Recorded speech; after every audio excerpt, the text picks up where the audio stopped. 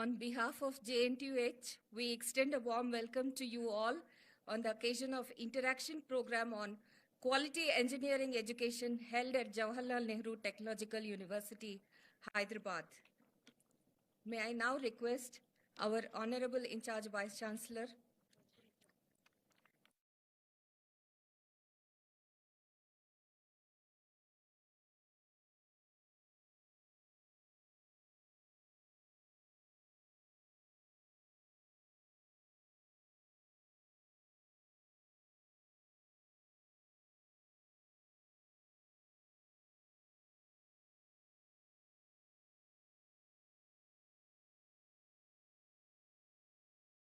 May I now request our in-charge Vice Chancellor of JNTUH, Sri Burra Venkateshwaran Garu, IAS, and the President of today's function to conduct the proceedings. Thank you.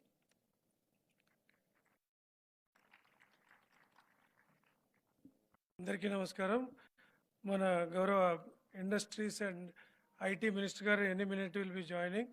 So meanwhile I request our special chief secretary Jayesh Ranjan గారు, IT and C Industries Special Chief Secretary, come on to the dais, sir, and all our HODs of the Education Department and Collector, Medchal District also come on to the dais, please.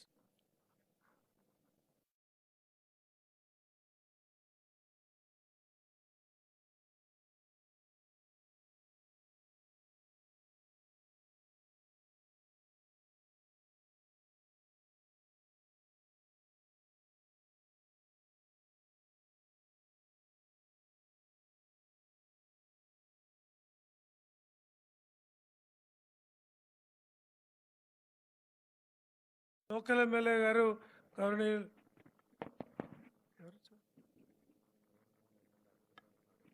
Okay MLA Madan Mohan గారిని కూడా వేదికపైకి రావాల్సిందిగా కోరుతున్నాను.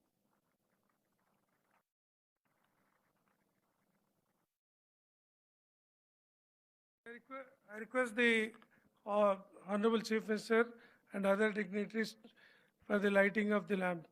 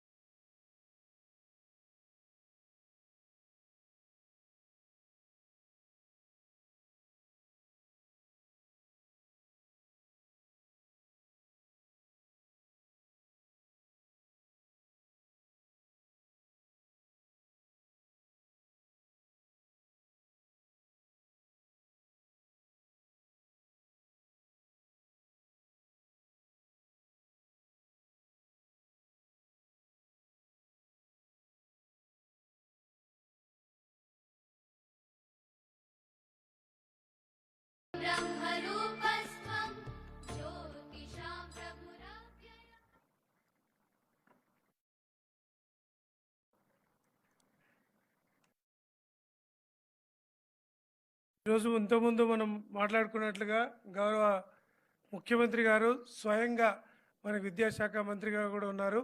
So వారి ఆలోచనలు, వారి ఆలోచన దృక్పథం మీ అందరికీ తెలియజెప్పాలనే ఉద్దేశం కొద్దీ నేను సార్ని రిక్వెస్ట్ చేయగానే చాలా ఇమ్మీడియట్గా ఇలాంటి కార్యక్రమం నేను అటెండ్ అవుతాను తప్పనిసరిగా అని వారు రావడం జరిగింది. గౌరవ ఐటీ అండ్ ఇండస్ట్రీ శాఖ మంత్రులు శ్రీధరబాబు గారికి స్వాగతం, సుస్వాగతం. సో ఇలాంటి ఒక మంచి కార్యక్రమాన్ని మరి engineering quality education and engineering మీద మాట్లాడడానికి, వారి ఆలోచనలు పంచుకోవడానికి మన గౌరవ ముఖ్యమంత్రి గారు రావటం, దానికి సంబంధించిన అన్ని విషయాల పట్ల పూర్తి అవగాహన వారికి ఉంది. మరి సివిల్ ఇంజనీర్ లాంటి కోర్ ఇంజనీరింగ్ డిపార్ట్మెంట్స్ ఎట్లా ముందుకు తీసుకెళ్ళాలి, తర్వాత రూరల్ ఇంజనీరింగ్ కాలేజ్ ఏంటి, అర్బన్ ఇంజనీరింగ్ కాలేజ్ ఏంటి, ఎమర్జింగ్ టెక్నాలజీ ఏంటి, మామూలు ఉండే విషయాలు ఏంటి, వీటికి సంబంధించిన పూర్తి అవగాహన వారు మీ అందరికీ ఈరోజు కల్పిస్తారు.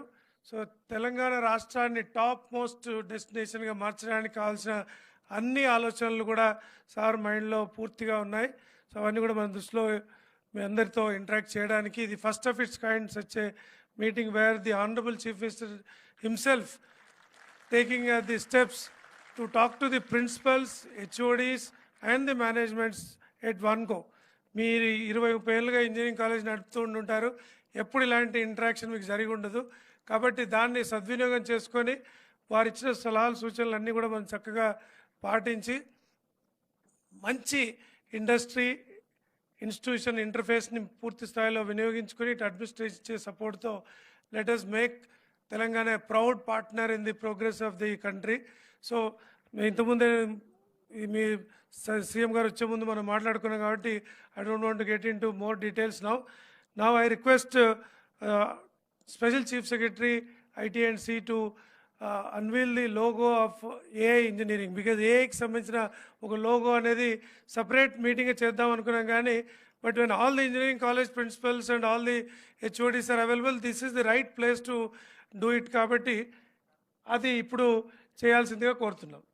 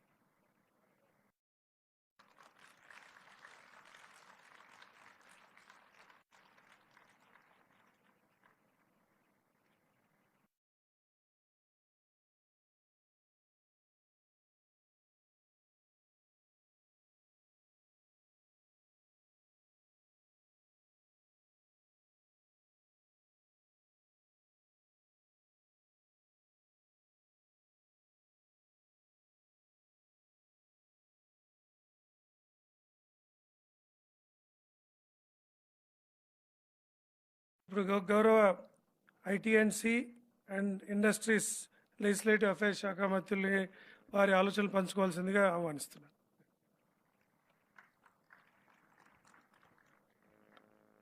అందరికీ నమస్కారం. ఈరోజు చాలా శుభదినం. రాష్ట్ర ముఖ్యమంత్రి గారు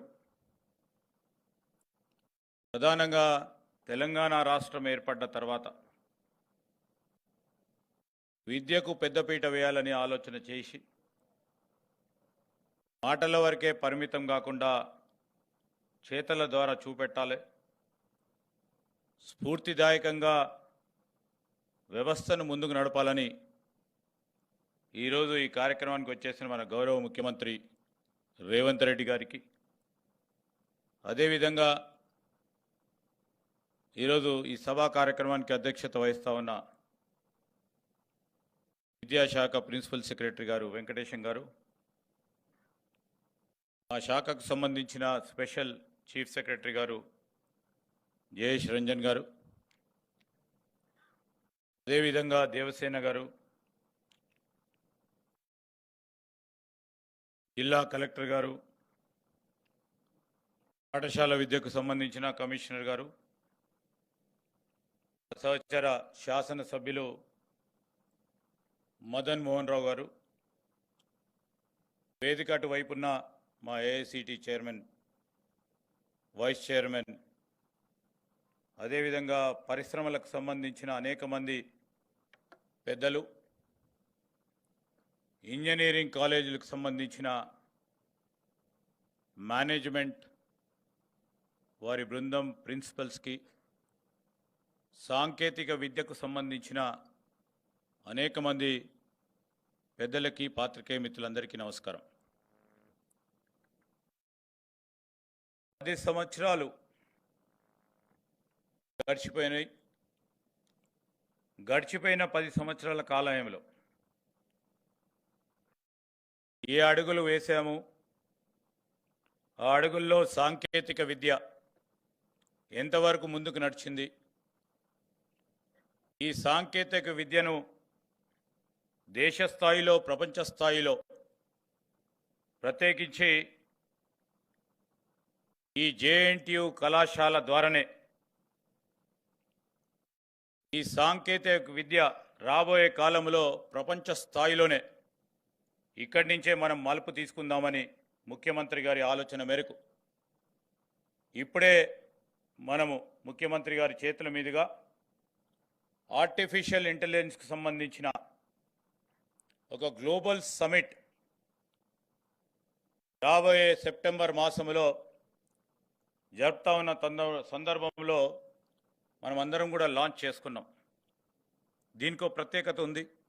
చాలామంది ఇక్కడ కంప్యూటర్ సైన్స్ కానీ ఐటీ రంగాలకు సంబంధించిందే కానీ మెషిన్ లెర్నింగ్ సంబంధించిన వారికే కానీ ఈరోజు డిస్రప్టివ్ టెక్నాలజీకి సంబంధించిన అనేక అంశాలు తెలిసిన వారు ఇక్కడ ప్రొఫెసర్సు, చాలామంది వైస్ ఛాన్సలర్గా ఉండి వారి సేవలు అందించిన వారు, ఆ సబ్జెక్ట్ తెలిసిన అనేక మంది ప్రిన్సిపల్స్ కానీ ఫ్యాకల్టీ మెంబర్స్ ఉన్నారు. మీ అందరికీ తెలుసు, ఈరోజు సాంకేతిక విద్యకు సంబంధించిన అంశం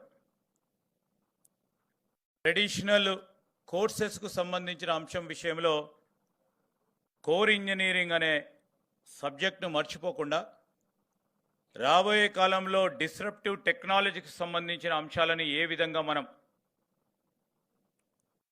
భవిష్యత్తుకు సంబంధించిన మన విద్యార్థులకు అదేవిధంగా అనేక మంది ఉద్యోగస్తులు సాఫ్ట్వేర్ రంగంలో ఉన్న ప్రతి సంవత్సరం 1 మిలియన్ ఉద్యోగస్తులు మన ప్రాంతం నుంచి దాదాపు 200 పై చిలుకు గ్లోబల్ కేపబిలిటీ సెంటర్స్లో పనిచేస్తూ ఉన్న అనేక మంది మన సాఫ్ట్వేర్ ఇంజనీర్స్ కానీ రాబోయే కాలంలో మనం చేపట్టాల్సిన అంశం విషయంలో ముఖ్యమంత్రి గారి ఆదేశానుసారం ఈరోజు మా ప్రిన్సిపల్ సెక్రటరీ గారు కానీ దానికి సంబంధించి స్వయాన విద్యాశాఖకు సంబంధించి మరి డిపార్ట్మెంట్ను హోల్డ్ చేస్తూ ఉన్న ముఖ్యమంత్రి గారి ఆలోచన మనము రేపు రాబోయే కాలంలో ముందంజలో ఉండాలి. ఏం చేస్తే బాగుంటుంది, ఏ కోణం నుంచి ఆలోచన చేద్దాం. 30-40 సంవత్సరాల నుంచి కోర్ ఇంజనీరింగ్ సబ్జెక్టు సంబంధించిన అంశాలను పరిశోధన భాగంలో R&Dలో కూడా ఏ మార్పులు తీసుకొద్దాం, వివిధ ఫ్యాకల్టీకి సంబంధించి కెమికల్ ఇంజనీరింగ్ కానీ సివిల్ ఇంజనీరింగే కానీ లేకుంటే ఈరోజు కోర్ ఇంజనీరింగ్ సబ్జెక్టు సంబంధించి గ్లోబల్ డిమాండ్స్ ఏ విధంగా ఉన్నాయి అనే ఆలోచన కోణంలోనే రాబోయే కాలంలో మనం కరికులంను డిజైన్ చేసే ప్రక్రియను ఆలోచన చేయాల్సిన క్రమము, దాని తదుపరి అఖిల భారత స్థాయికి సంబంధించి ఏఐసిటికి సంబంధించిన అంశాలను కూడా దృష్టిలో పెట్టుకొని ఇప్పుడున్న మనకు సంబంధించి మరి లింబాద్రి గారి ఆధ్వర్యంలో, వెంకటరమణ గారి ఆధ్వర్యంలో కౌన్సిల్ ఆఫ్ టెక్నికల్ ఎడ్యుకేషన్కు సంబంధించిన బాధ్యత, గురుతరమైన బాధ్యత. ఈరోజు మనకు సంబంధించిన కరికులం ఇప్పుడు ఉన్న అధునాతనమైన యుగంలో 30 సంవత్సరాల క్రితం ఆ కరికులంలోనే ముందుకు పెడదామా, దానికి తోడు పరిశ్రమలతో పాటు రాబోయే కాలంలో R&D అంశాలు, రీసెర్చ్ అండ్ డెవలప్మెంట్కి సంబంధించిన ఇది కూడా దృష్టిలో పెట్టుకొని కరికులం ఆ విధంగా డిజైన్ చేసే కార్యక్రమము, కార్యాచరణ ఈరోజు ప్రభుత్వ పరంగా ముందుకు తీసుకుపోకుంటే మనము ముందుకు పోలేము అని ఆలోచన చేసి కొత్త కోర్సెస్ను డిజైన్ చేసే క్రమంలో ఆ కొత్త కోర్సుతో పాటు ఇక్కడ ఇంజనీరింగ్ దాదాపు 160 పై చిలుకు ప్రైవేట్ ఇంజనీరింగ్ కాలేజెస్ ఉన్నాయి. ప్రైవేట్ ఇంజనీరింగ్ కాలేజీకి సంబంధించిన అంశం విషయంలో వారు ఎప్పుడు కూడా గ్లోబల్ డిమాండ్స్ని దృష్టిలో పెట్టుకొని చాలా వరకు కూడా కొత్త కోర్సులు, అదేవిధంగా ఈరోజు ప్రైవేట్ యూనివర్సిటీకి ఆస్కారం మన తెలంగాణ రాష్ట్ర ప్రభుత్వం ఇచ్చింది. వారికి తోడు కేవలం వాణిజ్యపరంగా ఆలోచన చేయకుండా సామాజిక బాధ్యతతో విద్యార్థులను దృష్టిలో పెట్టుకొని ఈరోజు ఆ కొత్త కోర్సులను డిజైన్ చేయాల్సిన అంశం ఇక్కడి నుంచే మనం మొదలు పెట్టుకొని పోదాం. And I request all the faculty members, all the principals, all the engineering management associations who have been gathered here. We are all here to stand and we need all your cooperation. On behalf of Chief Minister, I request your participation to bring in a change in terms of engineering discipline. Let our engineering discipline stand atop in the midst of our nation and midst of the globe. In the same scheme of things, when we formed the government in the month of December, it is the Chief Minister who just thought of, putting AI into our domain. Artificial intelligence కు సంబంధించిన ప్రతి అంశం ప్రతి విభాగంలో రేపు మన జీవితాల్లో కూడా మార్పు చూపెట్టే తరుణం ఏర్పడ్డ తరుణంలో మనము రాబోయే కాలంలో ఈరోజు కర్ణాటక, బెంగళూరు ముందంజలో ఉంది సాఫ్ట్వేర్ ఎగుమతుల్లో, సాఫ్ట్వేర్ రంగానికి సంబంధించి. రేపు రాబోయే కాలంలో ఏ విధంగా దాన్ని అధిగమించాలా అంటే ఆర్టిఫిషియల్ ఇంటెలిజెన్స్ డిస్రప్టివ్ టెక్నాలజీస్ని మనం ఎంబ్రేస్ చేసుకోకుంటే మనము అనేక రాష్ట్రాల విషయంలో వాటికంటే వెనుకబడి ఉంటామని ఆలోచన చేస్తే మొదటగా ముఖ్యమంత్రి గారు స్వతహాగా 200 ఎకరాలు మరి జిఎస్ఎంసి నడిబొడ్డులో 200 ఎకరాలు ఏఐసిటికి ఈరోజు మీలాంటి జేఎన్టీయూ యూనివర్సిటీస్ పరంగానే ఇంకా పెద్ద ఎత్తున ఒక ఇన్స్టిట్యూషన్ను డెవలప్ చేయాలని ఏఐసిటికి మేము శ్రీకారం చుట్టడం జరిగింది. ఆ ఏఐసిటీలు ఏముంటాయి, దానికి సంబంధించిన ఆర్కిటెక్చర్ ఏముంటుంది, దానికి సంబంధించిన ఫిజికల్ ఇన్ఫ్రాస్ట్రక్చర్ ఏం కావాలి, దానికి కావాల్సిన కంప్యూటేషన్ స్పీడ్ ఏ విధంగా కావాలి, దానికి కావాల్సిన ఈరోజు జీపీయూలు ఏ విధంగా అమర్చాలి, ఆర్టిఫిషియల్ ఇంటెలిజెన్స్ సిటీ ఏ విధంగా ఉండాలని ఆలోచన చేసి కన్సల్టెన్సీస్కి అదేవిధంగా మీలాంటి వారు అందరితోని సంప్రదింపులు జరుపుతూ ఇంకో పక్షాన అంతర్జాతీయ స్థాయిలో ఉన్న ప్రఖ్యాతిగాంచిన ఆర్టిఫిషియల్ ఇంటెలిజెన్స్కు సంబంధించిన అనేక మంది పెద్దలను పిలిచి వారి ఆలోచనలు తీసుకొని స్టేట్ ఆఫ్ ఆర్ట్ ఏఐసిటీని క్రియేట్ చేయాలి. దాంట్లో అందరూ భాగస్వాములు కావాలని మరి అంతర్జాతీయ స్థాయిలో ఉన్న అనేక మంది నోటబుల్ స్పీకర్స్ని మేము సెప్టెంబర్లో జరిగే ఈ సమావేశానికి పిలుస్తూ ఉన్నాం. ఇక్కడున్న జేఎన్టీయూ కళాశాలకు సంబంధించి ఈ విభాగాలకు సంబంధించిన వారిని కూడా నేను మరి జేఎన్టీయూ వైస్ ఛాన్సలర్గా ఇన్ఛార్జ్ వైస్ ఛాన్సలర్ ఉన్న వెంకటేశం గారు గుండా మరి ఈరోజు లోగో విడుదల చేశాం. ఇక్కడ ఉన్న మా జేఎన్టీయూకు సంబంధించిన అనేక మంది ప్రముఖులు ఈ విభాగాలకు సంబంధించిన వారికి గొప్ప ఆలోచనలు ఉంటాయని మాకు తెలుసు. ఆ ఆలోచనలు కూడా రేపు ఏఐ గ్లోబల్ కన్వెన్షన్స్లో కానీ ఏఐ సిటీ నిర్మాణంలో కానీ వారి ఆలోచనలు తీసుకొని ముందుకు పోవాలని ఆలోచన చేస్తూ ఉంది ఈ ప్రభుత్వం. దానిలో మీరు అందరూ కూడా పార్టిసిపేట్ కండి. దాని క్రమంలో ఏఐ గ్లోబల్ కన్వెన్షన్ తర్వాత ఇమ్మీడియట్గా మేము గ్లోబల్ సిటీని నిర్మాణం చేసే కార్యక్రమాన్ని మొదలు పెడతా ఉన్నాం. ఆ క్రమంలో మార్పును తీసుకొచ్చే ప్రయత్నం అతి తొందరలోనే 2030 సంవత్సరానికి ఈరోజు కర్ణాటక రాష్ట్రాన్ని అధిగమించే ఎక్స్పోర్ట్ మన రాష్ట్రం చేసే దిశలో ముందుకు నడిచే ఒక ప్రయత్నం, ఒక ప్రణాళిక సిద్ధం చేసుకొని ముందుకు నడుస్తూ ఉన్నాం.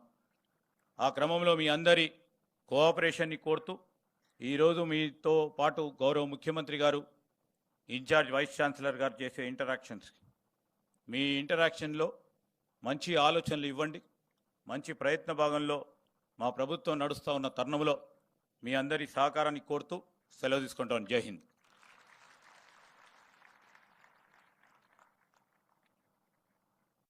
Thank you very much sir. మీ సహకారం ముఖ్యంగా ఈ విద్యార్థుల లోకానికి చాలా అవసరం. ఇండస్ట్రీ అండ్ ఇన్స్టిట్యూషనల్ ఇంటర్ఫేస్ బాగా అయినప్పుడే ఎంప్లాయ్మెంట్ ఆపర్చునిటీస్ పెరుగుతాయి. So with your active support we expect things will move very fast. So now I request Honorable Chief Minister and also Honorable Education Minister to deliver his address with all the details, what is going in his mind to bring in the top quality engineering education in the state. Thank you very much.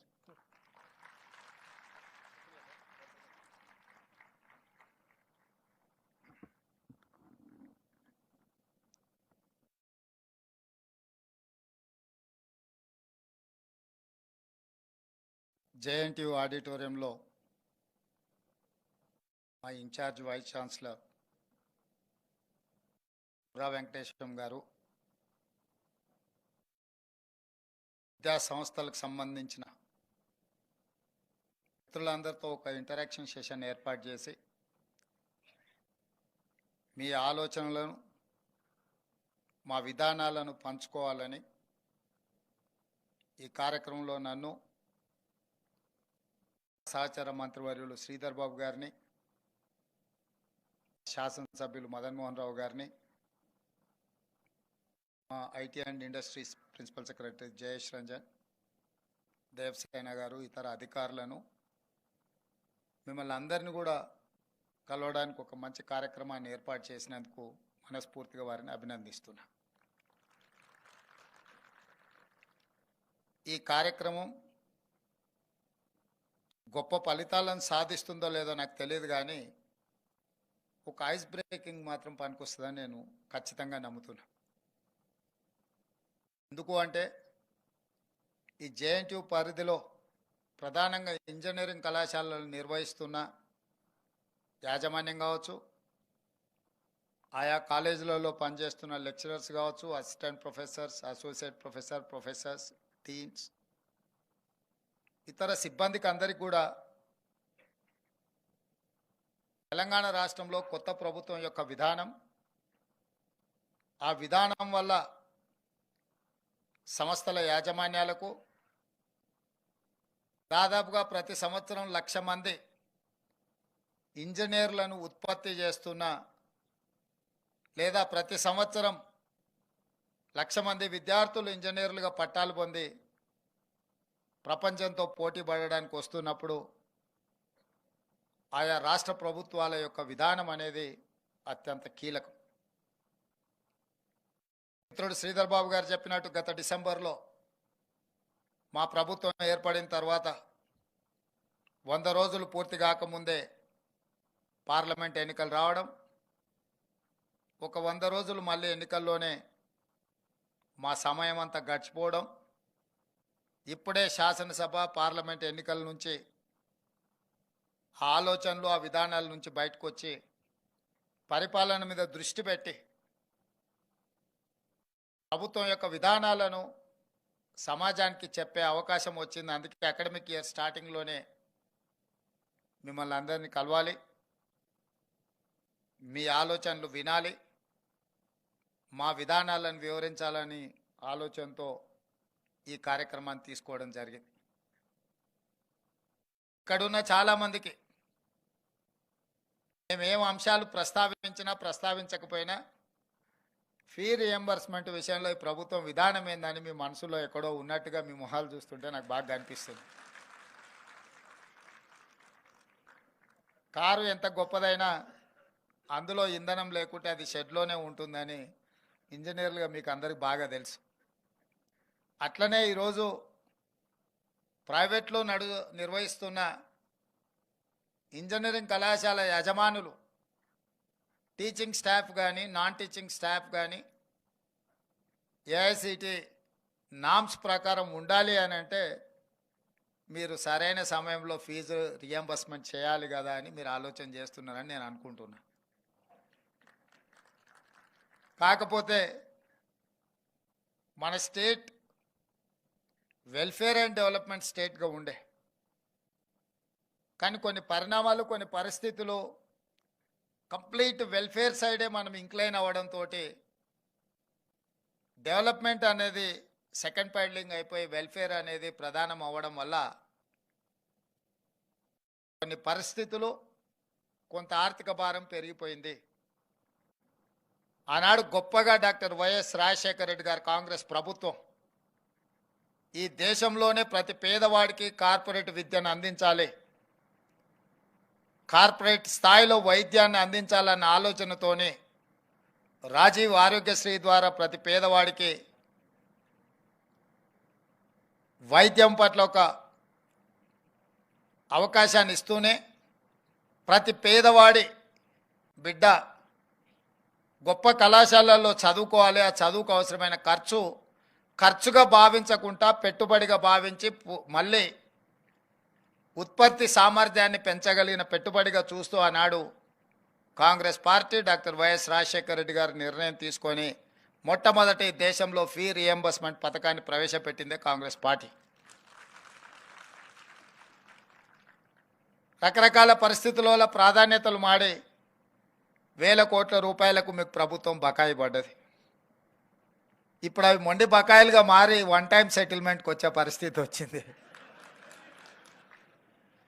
మీరు అందరు కలిసి OTS కింద ఏమన్నా ప్రతిపాదన ఇస్తే మా శ్రీధర్ బాబు గారు ఆర్థిక మంత్రి, వారికి అత్యంత సన్నిహితుడు, ఏదైనా మాట్లాడి మరి మీ సమస్యకి ఏమైనా పరిష్కారం చూపిస్తాడని నేను వారికి భావిస్తున్నా. మీ అందరి తరఫున ఆ బాధ్యతను శ్రీధర్ బాబు గారికి నేను అప్పచెప్తున్నా. అదేవిధంగా మీ మొండి బకాయిలు ఒక భాగం అయితే, ఈ అకాడమిక్ ఇయర్ నుంచి ఏదైతే మీరు విద్యార్థులను చేర్చుకుంటున్నారో ఆన్ టైం పేమెంట్ చేయించాలనే పట్టుదలతోనే మా ఆర్థిక శాఖకు నేను ఆదేశాలు ఇస్తా. ఈ అకాడమిక్ ఇయర్ నుంచి విద్యార్థులకు ఏదైతే ఫీ రియంబర్స్మెంట్ ఉందో ఒక్క రూపాయి కూడా బకాయి లేకుండా ఆన్ టైం ఎట్లా మీకు సహాయం చేయాలనో, ఎట్లా మిమ్మల్ని ఆదుకోవాలనో, ఎట్లా మిమ్మల్ని నిలబెట్టాలనో మా ప్రభుత్వం తప్పకుండా ప్రయత్నం చేస్తానని చెప్పి ఈ సందర్భంగా మీకు నేను తెలియజేయదలుచుకున్నా. అదేవిధంగా ఇంజనీర్ ఈ పదం చాలా గొప్పది. మ్యాన్ మేడ్ వండర్స్ని క్రియేట్ చేసింది ప్రపంచంలో ఇంజనీర్సే. That may be Charminar, that may be Statue of Liberty, that may be Eiffel Tower, లేకపోతే న్యూయార్క్ సిటీ కావచ్చు, ఇక్కడ మనం నిర్మించుకున్న హైటెక్ సిటీ కావచ్చు. ఈ ప్రపంచంలో ఒక దేశం యొక్క సింబాలిక్గా మనం రెఫరెన్స్ తీసుకునేది ఏదైనా that has been created by one engineer. ఎక్కడైనా మనం ఎక్కడికైనా వెళ్ళండి, ఆ దేశంలో ఒక గొప్పది ఉందంటే ఆ గొప్పగా ఏది మనం రెఫర్ చేస్తున్నాం, ఎక్కడైనా ఇంజనీర్స్ క్రియేట్ చేసిన మ్యాన్ మేడ్ వండర్స్నే మనము ఆ దేశం యొక్క గొప్ప బుర్జ్ ఖలీఫా అయినా, దుబాయ్ అనగానే బుర్జ్ ఖలీఫా అంటాం, బుర్జ్ ఖలీఫాకు కూడా డిజైన్ చేసింది ఒక ఇంజనీరే. హైదరాబాద్ అనగానే గండిపేట కావచ్చు, లేకపోతే ఇక్కడ ఉన్న మూసీ రివర్ బేసిన్ మీద నిర్మించిన గొప్ప నిర్మాణాలు కావచ్చు, మోక్షగుండం విశ్వేశ్వరయ్యను మనం రెఫరెన్స్ కింద తీసుకుంటాం. అంటే ఏ దేశం యొక్క ప్రగతినైనా ఆ దేశం సాధించిన ప్రగతికి కొలబద్దగా నిలబడుతున్న మ్యాన్ మేడ్ వండర్ ఏదైనా that is established by someone who is engineer. ఇంత అద్భుతమైన నైపుణ్యం కలిగిన ప్రపంచాన్ని ఒక త్రిశంకు స్వర్గాన్ని సృష్టించగలిగిన ఇంజనీరింగ్ కాలేజీలు ఈరోజు తెలంగాణ రాష్ట్రంలో ఏ విధంగా ఉన్నాయో మనం చర్చించుకోవాల్సిన అవసరం ఉంది.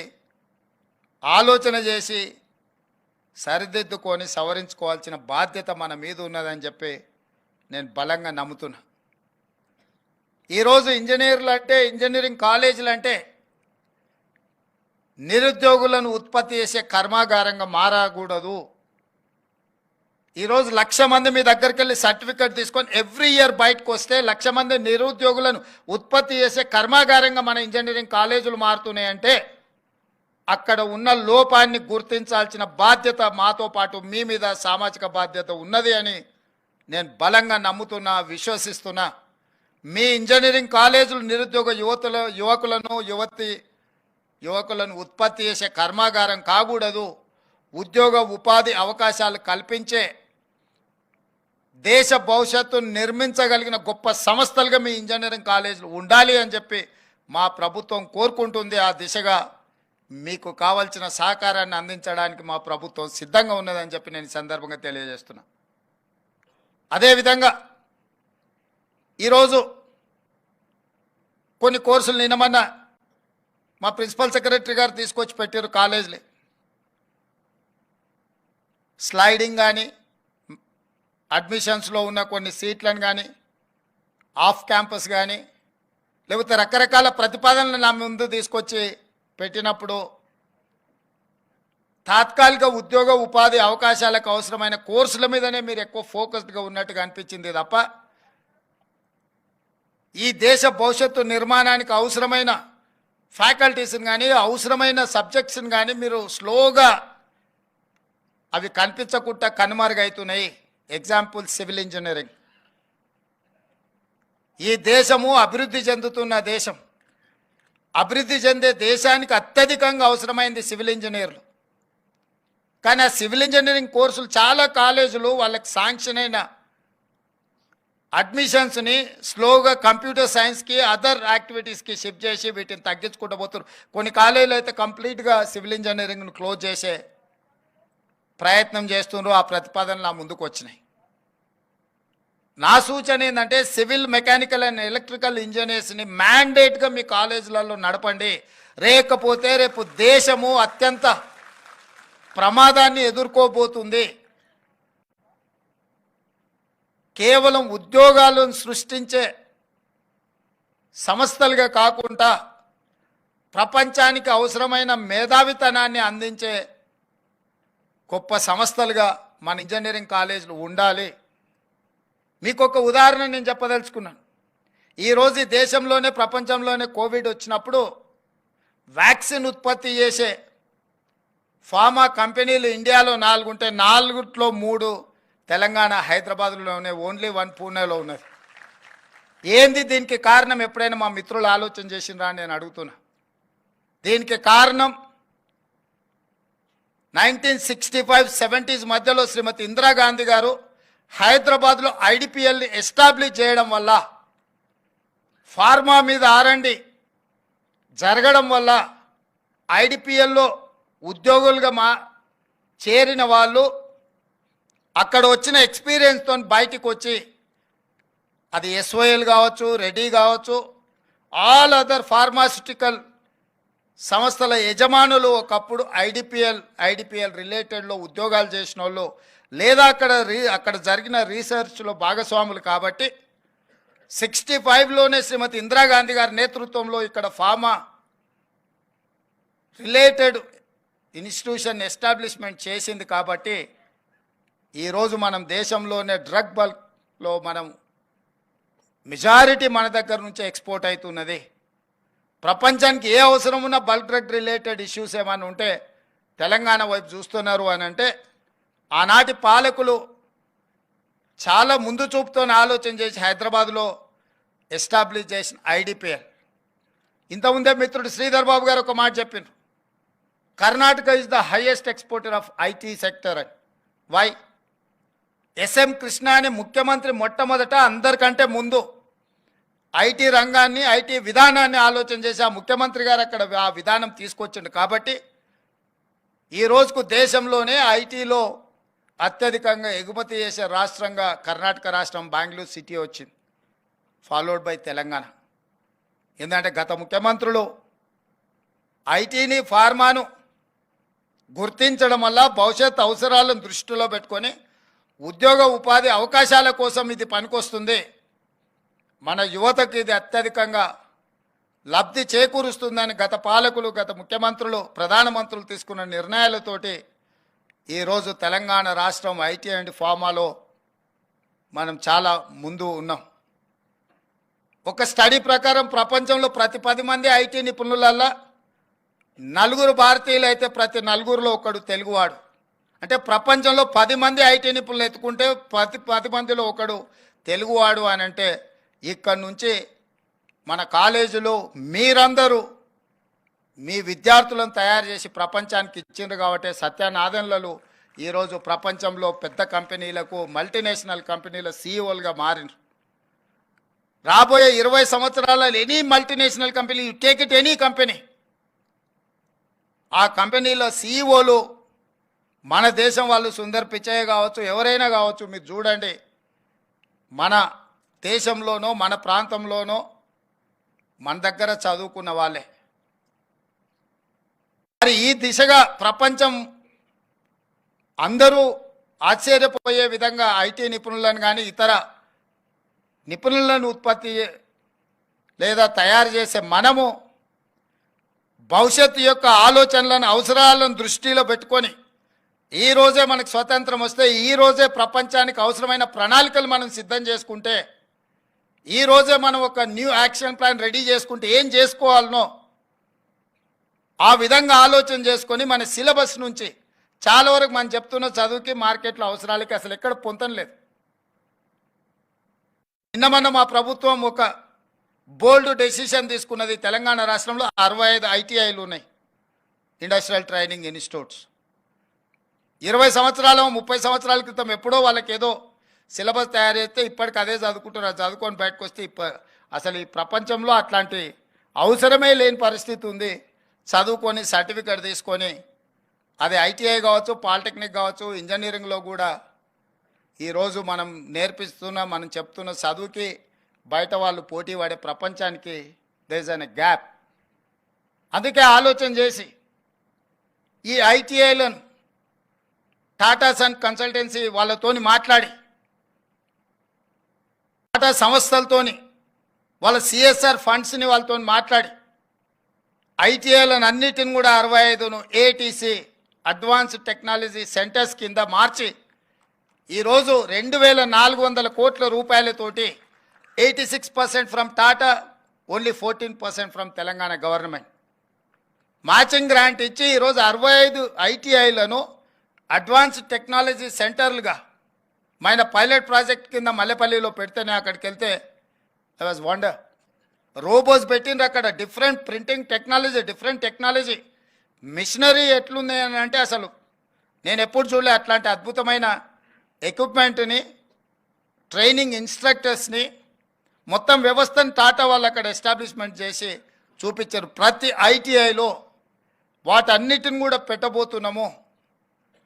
అత్యంత ఆధునిక యంత్రాంగం మీద విధానాలను, కంప్యూటరైజ్డ్ సిస్టమ్ని ఎస్టాబ్లిష్ చేసి ఐటీఐలలో చేరే వాళ్ళకి వాళ్ళు ట్రైనింగ్ ఇచ్చి పంపించే ఒక విధానాన్ని తీసుకుని ఒక చిన్న ఐడియా టాటా వాళ్ళతో మాట్లాడి వాళ్ళ సిఎస్ఆర్ ఫండ్స్ నుంచి పెట్టుబడి పెట్టించి నేను డావోస్ పోయినప్పుడు ఆ టాటా సన్స్ చంద్రశేఖరన్ కలిస్తే వారితో మాట్లాడిన సందర్భంగా సమాజంలో ఉన్న సమస్య మీద మాట్లాడినప్పుడు ఇది ఒక ఆలోచన వచ్చి ఆ టాటా వాళ్ళతో టైఅప్ చేస్తే ఈరోజు చాలామంది నిరుద్యోగులు మిడిల్ ఈస్ట్ కంట్రీలకు పోయే వాళ్లకు, పర్టికులర్ ఉత్తర తెలంగాణ జగిత్యాల, కోరుట్ల, కరీంనగర్ ప్రాంతం నుంచి మిడిల్ ఈస్ట్ కంట్రీస్కి వెళ్ళి ఉద్యోగాలకు అక్కడ పోయి బాండెడ్ లేబర్గా మారిపోతున్నారు. ఈరోజు మన దగ్గర కూడా కన్స్ట్రక్షన్ సైడ్ నేను చూస్తున్నా, కన్స్ట్రక్షన్లో వర్క్ చేసే లేబర్ కావచ్చు, కన్స్ట్రక్షన్ సైడ్లో ఉండే టెక్నీషియన్స్ కావచ్చు, మన వాళ్ళు ఎవ్వరు లేరు. బీహార్ నుంచి వచ్చిన వాళ్ళు, ఒడిశా నుంచి వచ్చిన వాళ్ళు, లేదా బెంగాల్ నుంచి వచ్చిన వాళ్ళు కనిపిస్తుండ్రు. పోని మన దగ్గర నిరుద్యోగ సమస్య లేదా అంటే తెలంగాణ పబ్లిక్ సర్వీస్ కమిషన్లో నమోదు చేసుకున్న వాళ్ళు 30 లక్షల మంది ఉన్నారు, నమోదు చేయకుండా ఉన్న వాళ్ళు ఇంకొక 30 లక్షల మంది ఉన్నారు. 60 లక్షల మంది నిరుద్యోగులు ఉన్న తెలంగాణ రాష్ట్రంలో ఇక్కడ ఉపాధి అవకాశాలు పక్క రాష్ట్రాల నుంచి వచ్చి పొందుతున్నారంటే ఎక్కడో ఒక గ్యాప్ ఉంది. ఆ గ్యాప్ ఏందనేది ఈరోజు ఇక్కడ కూర్చున్న మీరందరూ మనమందరం ఆలోచన చేయాలి. ఆ గ్యాప్ని మనం ఫిలప్ చేయకపోతే భవిష్యత్ తరాలకు అన్యాయం జరుగుతుంది. తెలంగాణ రాష్ట్రంలో ఉన్న యువత నిర్వీర్యం అవుతారు. అందుకే ఈరోజు మీ అందరికీ నా విజ్ఞప్తి ఒకటే, ఇప్పుడు గ్లోబల్ సమ్మిట్ ఆర్టిఫిషియల్ ఇంటెలిజెన్స్ మీద మనం మాట్లాడుకున్నాం. నేనేం పెద్ద ఇంజనీర్ని కాదు, పెద్ద మేధావిని కాదు. కాకపోతే భవిష్యత్ అవసరాల గురించి మేధావులు చెప్పినప్పుడు విన్న దాంట్లో ఒక లాజిక్ని కనెక్ట్ అయితే ఆ లాజిక్తోని మనం ముందుకు వెళ్ళడానికి పొలిటికల్ ఎగ్జిక్యూటివ్ డెసిషన్ తీసుకోవడమే మా బాధ్యత. ఈరోజు ఫామ్ అయిన ఐటీ తర్వాత ఆర్టిఫిషియల్ ఇంటెలిజెన్స్ అనేది దేశాన్ని, ప్రపంచాన్ని నడిపించబోతుంది. ఆ అవసరాలను గుర్తించి ఇండియాలో లీడ్ పార్ట్నర్గా ఆర్టిఫిషియల్ ఇంటెలిజెన్స్లో తెలంగాణ రాష్ట్రం ఉండాలన్న ఆలోచనతోని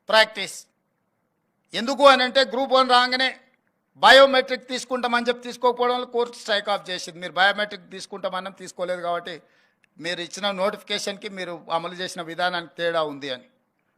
సో నోటిఫికేషన్లో ఏం ఇష్యూస్ను పొందుపరిచినామో అదే విధంగా పరీక్షలు నిర్వహించి ప్రిలిమ్స్ కంప్లీట్ చేసి ప్రిలిమ్స్ రిజల్ట్స్ ఇచ్చినాం.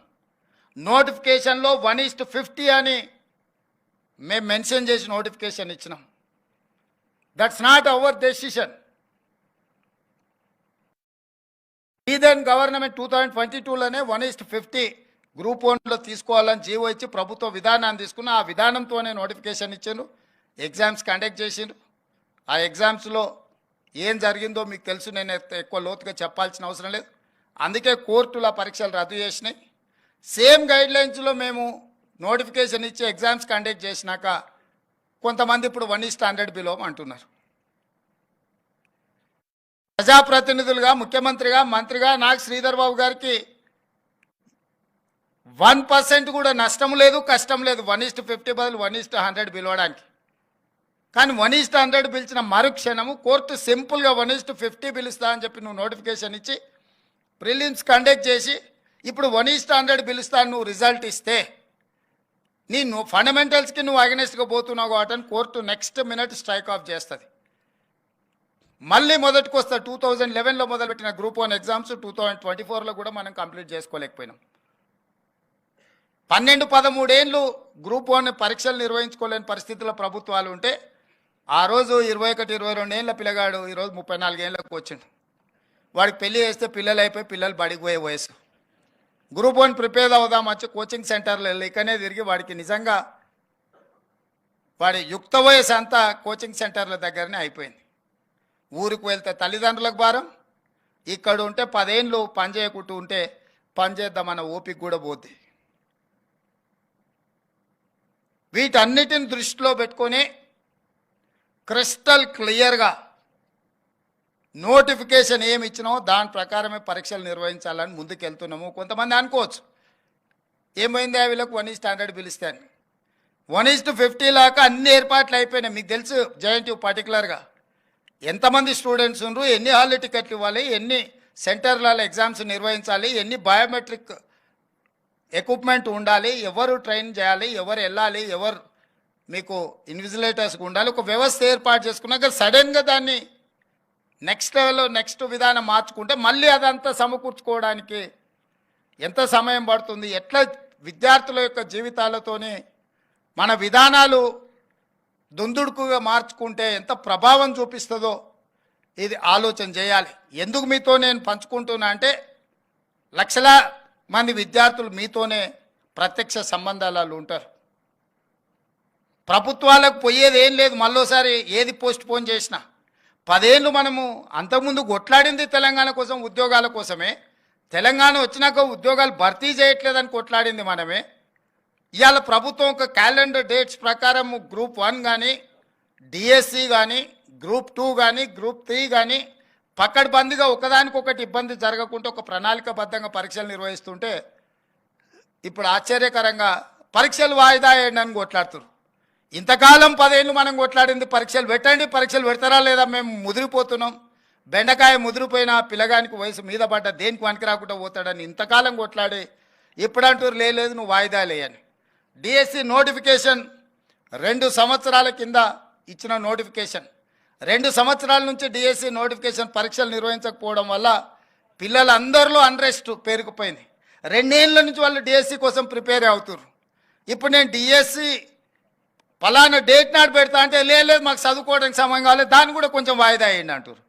అరే రామ, 10 ఏళ్ళు నోటిఫికేషన్ రాలేదన్నారు, 2 ఏళ్ళ కింద డిఎస్సి నోటిఫికేషన్ వచ్చింది, 2 ఏళ్ళ నుంచి వాయిదాలు పడతానే వచ్చింది, ఈ 2 ఏళ్ళలో పిల్లలు చదువుకోలేదా? మళ్ళీ ఇప్పుడు వాయిదా వేస్తే అదనంగా చదువుకునేది మేమేం సిలబస్ మార్చలేదే, పరీక్ష విధానాన్ని మార్చలేదే మీరు నేర్చుకోవడానికి. అంటే కేవలం కొన్ని రాజకీయ శక్తులు, కొన్ని కోచింగ్ సెంటర్ల యజమానులు ఆన్ టైంలో పరీక్షలు అయిపోతే నష్టం జరిగేది రాజకీయ నిరుద్యోగులకు, ఎస్టాబ్లిష్ చేసుకున్న కోచింగ్ సెంటర్లకు. ఎందుకంటే ఏ పరీక్షలు ఆ పరీక్షలు అయిపోతే పిల్లలు ఈ ఉద్యోగం రాకపోతే వాడు ఇంకో దానికి వెళ్ళిపోతాడు ఆటోమేటిక్గా.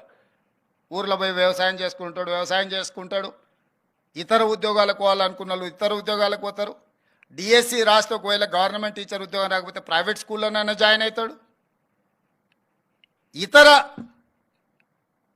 బాధ్యతలు, ఇతర ఉద్యోగ ఉపాధి అవకాశాలు చూసుకుంటే నష్టపోయేది ఎవరయ్యా అంటే ఈ లక్షలాది మంది నిరుద్యోగుల ప్రాతిపదికన కోచింగ్ సెంటర్లు పెట్టుకున్న వాళ్ళకి నష్టం. కోచింగ్ సెంటర్ యజమాని ఆమరణ నిరాహార దీక్ష చేస్తా అంటారు పరీక్షలు వాయిదా వేయమని. నేను అడిగిన ఆయన హాల్ టికెట్ ఏముందో తీయరా, దేనికి రాసిండో పాపం మాట్లాడదామని. లేదు సార్, ఆయన కోచింగ్ సెంటర్ ఉంది, ఆయనకు 2 నెలలు పోస్ట్ పోన్ చేస్తే డిఎస్సి 100 కోట్లు లాభం వస్తుందంట, 2 నెలలు ఆయనకు 100 కోట్ల ఆదాయాన్ని మీరు దెబ్బతీసారట అని ఒక్క ఆయన గురించే చెప్పారు. ఇంకొక ఆయన దీక్ష కూర్చున్నాడు. ఏందే ఆయన మన పార్టీలోనే ఉండే మనటి వరకు ఆయనేం పరీక్షలు రాస్తున్నాయనంటే నువ్వు పార్టీలో ఏం ఉద్యోగం ఇవ్వలేదంటే సార్ ఇప్పుడు నిన్ను గిల్లడమే ఆయన పైన అంటే అందుకే ఆయన దీక్ష కూర్చున్నాడు సార్ అన్నాడు. ఇంకో పిల్లగాడు కూర్చున్నాడు, గాంధీ హాస్పిటల్లో చేరాడు. అరే పాపం నాకు తెలిసినోడు ఆ పిల్లగానికి ఏమన్నా కానీ ఏం పరీక్ష రాస్తుండే, అవసరం అయితే స్పెషల్ కోచింగ్ అని ఇప్పిద్దామంటే ఆయన ఏం పరీక్ష రాస్తున్నాడు సార్, ఆయనకు లీడర్ చెప్పినట్టు నువ్వు చేస్తే బాగా పేరు వస్తుంది, నీకు నేను చూసుకుంటా పో అని. నిన్న మన 3 దీక్ష చేస్తే 3 గురించి వివరాలు తెప్పించినాను. ఆ 3లో ఏ ఒక్కడు కూడా ఏ పరీక్ష రాస్తలేడు. ఏ పరీక్షలు రాయనోడు, ఏ ఉద్యోగానికి పోటీ పడనోడు నిర్వహిస్తున్న పరీక్షల్ని వాయిదాలు వేయండి అని చెప్పి దీక్షలు చేస్తారు. ఇది ఒక విచిత్రమైన పరిస్థితి. అదేవిధంగా జాబ్ క్యాలెండర్ ప్రకారం జాబ్ క్యాలెండర్ రేపు అసెంబ్లీలో డిక్లేర్ చేస్తా అని చెప్పిన. ఇంతకుముందు 10 ఏళ్ళు ఏ పొజిషన్లో అయినా గ్రూప్ 4 కావచ్చు, గ్రూప్ 3 కావచ్చు, గ్రూప్ 2 కావచ్చు, గ్రూప్ 1 కావచ్చు, ఆర్ అదర్ డిఎస్సి కావచ్చు, పారామెడికల్ కావచ్చు, గురుకుల్ కావచ్చు, లేకపోతే పోలీస్ దాంట్లో ఎప్పుడు ఉద్యోగ నోటిఫికేషన్లు వస్తాయో ఎప్పుడు నియామకాలు జరుగుతాయో తెలియదు. ఎవ్రీ ఇయర్ మార్చి 31 లోపల అన్ని శాఖలలో ఉండే ఖాళీలను తెప్పించి జూన్ 2 లోపల నోటిఫికేషన్లు ఇచ్చి డిసెంబర్ 9 లోపల సంవత్సరం ఉండే ఖాళీలను అన్ని భర్తీ చేయడానికి జాబ్ క్యాలెండర్ని తీసుకొస్తున్నాం, దాని చట్టబద్ధత చేస్తున్నాం. ఎవ్రీ ఇయర్ ఎందుకు మీకు యూపీఎస్సీ రిజల్ట్స్ వస్తాయి, ఐఏఎస్, ఐపీఎస్, ఐఎఫ్ఎస్, ఐఆర్ఎస్ ఏవైతే సివిల్ సర్వెంట్స్ ఉద్యోగాలు ఉన్నాయో అన్ని ఖాళీలు ప్రతి సంవత్సరం క్రమ పద్ధతిలో తెప్పించి క్రోడీకరించి క్యాలెండర్ డేట్స్ ప్రకారం ఆటోమేటిక్గా పరీక్షలు నిర్వహించేటట్టు ఉద్యోగాలు ఇచ్చి ఒక సిస్టమ్ డెవలప్ అయింది యూపీఎస్సీ. నేనే స్వయంగా యూపీఎస్సీ చైర్మన్ దగ్గర పోయి 4 గంటలు కూర్చొని మా అధికారులను తీసుకెళ్ళి కూర్చొని మీరు ఎక్కడ కూడా చిన్న ఆరోపణ లేకుండా ప్రతి సంవత్సరం ఏ విధంగా మీరు పరీక్షలు నిర్వహిస్తున్నారు, ఇన్ని లక్షలాది మందితో పరీక్షలు చేసినా కూడా మీకు ఎందుకు ఎలాంటి ఆరోపణలు లేకుండా ప్రతి సంవత్సరం మీరు పరీక్షలు నిర్వహించగలుగుతున్నారు అంటే వాళ్ళు క్లియర్గా అటానమస్గా వాళ్ళు పనిచేస్తున్నారు, పొలిటికల్ ఇన్ఫ్లుయెన్స్ లేకుండా. చిన్న ఆ ఉద్యోగిలో డెప్యుటేషన్ మీద తీసుకునే ఉద్యోగి మీద చిన్న అనుమానం వచ్చినా next minute they are surrendering that employee. కానీ పబ్లిక్ సర్వీస్ కమిషన్లో లక్షలాది ఉద్యోగాలు ఇచ్చే పబ్లిక్ సర్వీస్ కమిషన్లో మొత్తం అవుట్సోర్సింగ్ వాళ్ళని తీసుకొచ్చి పెట్టారు. వాడికే ఉద్యోగం లేక అవుట్సోర్సింగ్ వస్తే వాడు గ్రూప్ 1 ఉద్యోగాలను నియమించే బాధ్యత వాడి కంప్యూటర్స్ మొత్తం అంతా వాడికి అప్పచెప్తే వాళ్ళు ఏం చేస్తారు, ఎట్లా చేస్తారు? నియమించిన పబ్లిక్ సర్వీస్ కమిషన్ మెంబర్లను మీరు చూడండి. ఒక ఆయన ఆర్ఎంపీ డాక్టర్ అంటే గ్రూప్ 1 ఉద్యోగిని ఇంటర్వ్యూ చేసి డిసైడ్ చేస్తాడంట.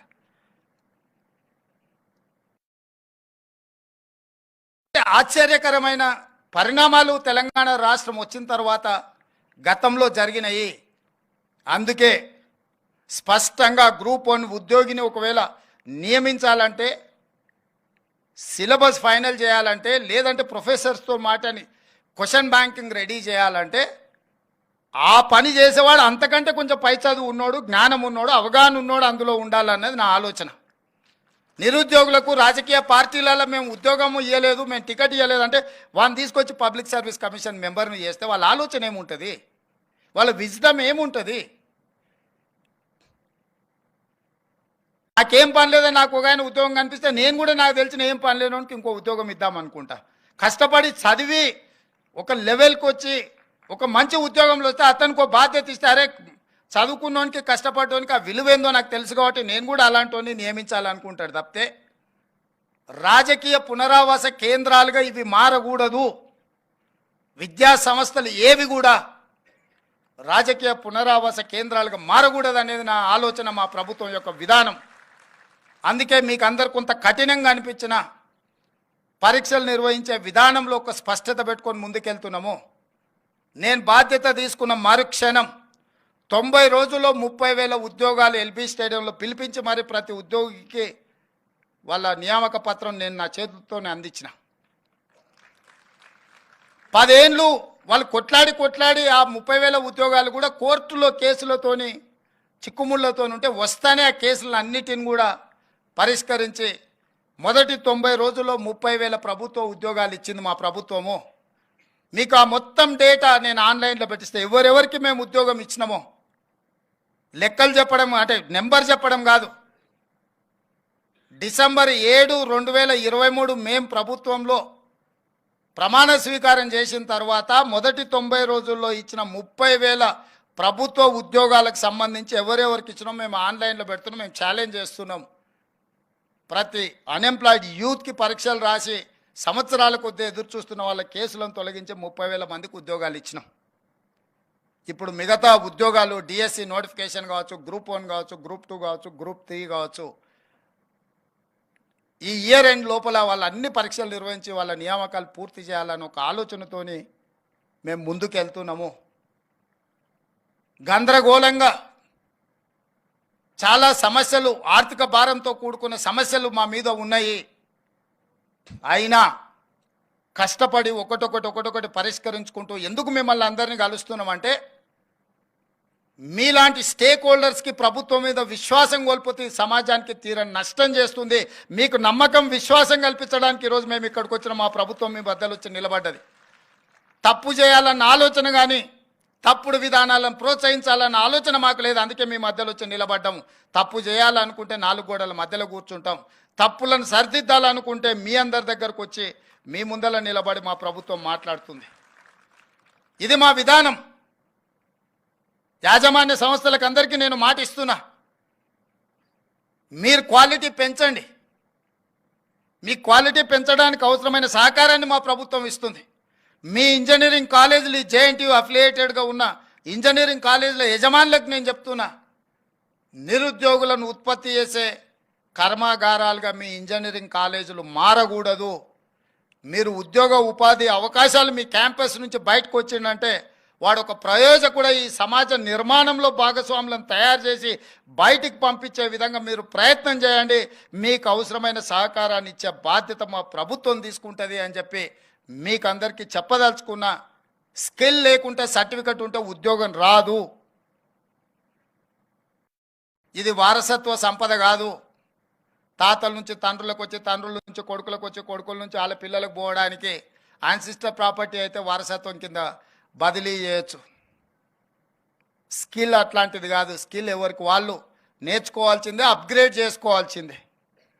ఎప్పటికప్పుడు కూడా ప్రపంచంతో పోటీ పడాలంటే ఎప్పటికప్పుడు మనకున్న స్కిల్ని కూడా అప్గ్రేడ్ చేసుకోవాల్సిన అవసరం సమాజంలో ఉంది. దానికి అవసరమైన ప్రణాళికలు మీరు సిద్ధం చేయండి. మీరు అన్ని రకాలుగా మా ప్రభుత్వాన్ని ఎప్పుడు ఏం కావాలన్నా చెప్పుకోవడానికి మీకు అవకాశం ఉంటుంది. ఈ 6 నెలలు కొంత మీకోసం సమయం ఇవ్వకపోవడానికి ఉన్న రాజకీయాలు, పరిస్థితులు, పరిణామాలు, తీవ్రమైన సమస్యల ప్రాధాన్యత క్రమాన్ని మేము నిర్ణయించుకొని తీవ్రమైన సమస్యల్ని ముందు అడ్రస్ చేసుకుంటూ మిగతా వాటిని ఒక క్రమ పద్ధతిలో పెట్టుకొని ముందుకు వెళ్తున్నాం. డెఫినెట్గా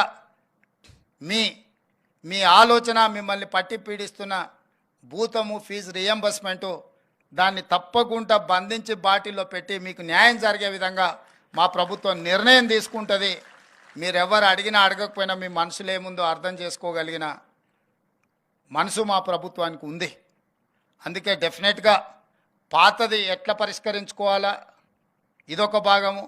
భవిష్యత్తులో మీకు ఇబ్బంది జరగకుండా ఏ అకాడమిక్ ఇయర్ దా ఇయర్ 100% క్లియర్ చేయడానికి ఏం చేయాలనో ద్విముఖ వ్యూహంతో మా ప్రభుత్వం ముందుకు వస్తుంది. డెఫినెట్గా మీ సమస్యల్ని పరిష్కరిస్తుందని తెలియజేస్తూ మీ అందరి దగ్గర సెలవు తీసుకుంటున్న. ధన్యవాదాలు.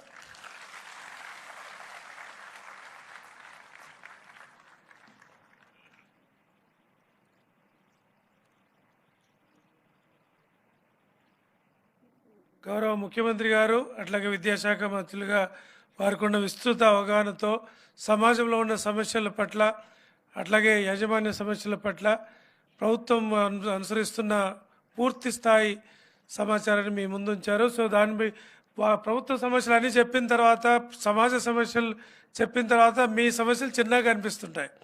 మీరు సమస్యలు వాళ్ళను ఒక డెలిగేషన్ సెక్రటేరియట్ మళ్ళీ నెక్స్ట్ వీక్ ఎప్పుడైనా పిలువు, వాళ్ళతో కూర్చొని వాళ్ళ సమస్యలు విందాం. వాళ్ళని ఒక లిమిటెడ్ డెలిగేషన్ని సెక్రటేరియట్కి ఒకసారి అపాయింట్మెంట్ ఇచ్చేయండి. ఫైనాన్స్ మినిస్టర్ను, మంత్రి గారిని, నేను కూర్చొని దాన్ని ఎట్లా చేద్దాము వాళ్ళని ఒక డెలిగేషన్ కోసం చెప్పండి. నెక్స్ట్ వీక్ ఇప్పుడు గౌరవ ముఖ్యమంత్రి గారు ప్రత్యేకంగా ఇప్పుడు పిల్లలంతా కూడా బయట వెయిట్ చేస్తున్నారు, సమయాతీతం అయింది కాబట్టి ఒక డెలిగేషన్ కనుక మీరు రకరకాల కాంబినేషన్లో కలిపి ఒక 5 మంది, మ్యాక్సిమం 5 నుండి 10 మంది వచ్చేట్లయితే ముఖ్యమంత్రి గారు స్వయంగా, అట్లాగే ఆర్థిక శాఖ మంత్రి డిప్యూటీ సీఎం గారు, మరి శ్రీధర్ బాబు సార్ ముగ్గురు కలిపి మీకు టైం ఇచ్చి మీ సమస్యలన్నీ విని అక్కడిదక్కడే పరిష్కారం కోసం కృషి చేస్తామని చెప్తున్నందుకు అందరికి కూడా అందరి తరఫున సార్కి కృతజ్ఞతలు తెలియజేద్దాం. సో ఇంత పెద్ద సమస్యని అంత సులువుగా మీ అందరి సమక్షంలోనే వారు సమాధానం ఇచ్చారు కాబట్టి వారికి మరొకసారి కృతజ్ఞత తెలియజేస్తూ, మరి ఈ కోర్ ఇంజనీరింగ్ సైడ్ నుండి కానీ లేదా ఎంప్లాయ్మెంట్ ఓరియంటెడ్ ఎడ్యుకేషన్ కానీ క్వాలిటీ కాన్షియస్ ఎడ్యుకేషన్ కానీ మొత్తంగా తెలంగాణని top most destination in quality engineering ఎడ్యుకేషన్గా తీసుకెళ్లే ప్రయత్నం మనం చేస్తాం. ప్రభుత్వం తరఫున మరొకసారి గౌరవ ముఖ్యమంత్రి గారు ఇచ్చిన హామీని మనం అందరం కూడా let us implement in it's full spirit. So now I request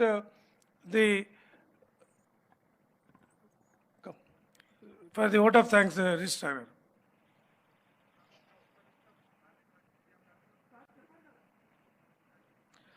Honorable Chief Minister of Telangana, Sri Anumula Revant Reddy Garu, Honorable Minister of Industries and IT, Sri Duddula Sridhar Babu Garu, Sri Burra Venkatesham Garu, సపరేట్గా sir time ఇస్తా అని చెప్పారు కదా, next week కూర్చో please. Ravikumar కూర్చోండి, sir స్పెసిఫిక్గా చెప్పారు కదా. సో వై అన్నెసరీ, బికాజ్ పిల్లలంతా చాలాసేపు వచ్చి 2 o'clock నుండి వెయిట్ చేస్తున్నారు, ఎన్ఎస్ఎస్ పిల్లలంతా వచ్చి. Next week will make an appointment. Honorable అక్కడ వచ్చి కలుస్తారు కదా, సెక్రటరియట్లో వచ్చి కలుస్తారు please. Honorable In charge Vice Chancellor IAS Burra Venkatesham Garu and Principal Secretary to Education, Principal Secretary to Government of Telangana, Madan Mohan Garu, MLA Garu, and Manikraj IAS Garu, Devasena IAS Garu, Narsimha Reddy IAS Garu, Gautam IAS Garu. It is indeed a honor and privilege for me to propose vote of thanks for this interaction program. I thank the Chief Minister, Chief Guest of today's function, Sri Anumula Revant Reddy Garu, Honorable Chief Minister of Telangana State, for sharing his vision on quality engineering education to match the best of the world. Thank you, sir. Thank you very much for the presentation. I thank.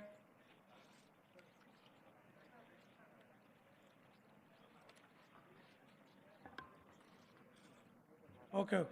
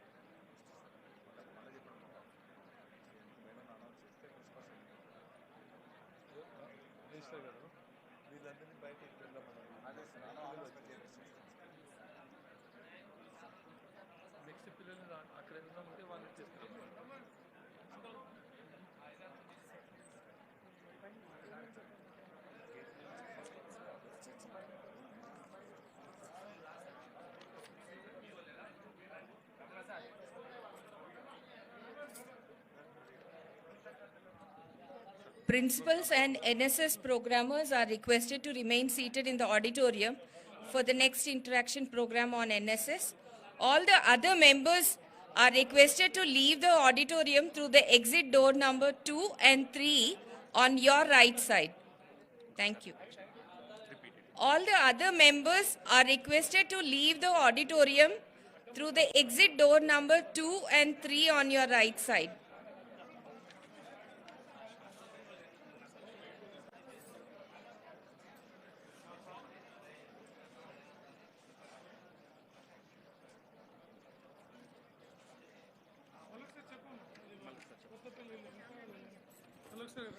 Principals and NSS program officers are requested to remain seated in the auditorium for the next interaction program on NSS. All the other members are requested to leave the auditorium through the exit door number 2 and 3 on your right side. Thank you.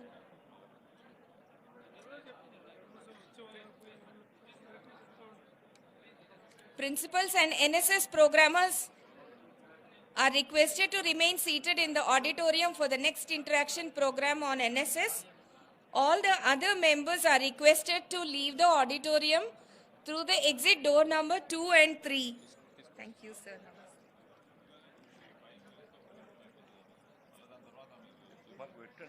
మరొకసారి గౌరవ ముఖ్యమంత్రి గారికి మన private engineering కళాశాలల తరపున అందరికీ మరొకసారి కృతజ్ఞతలు. వాస్తవంగా మనం కోరుకున్నది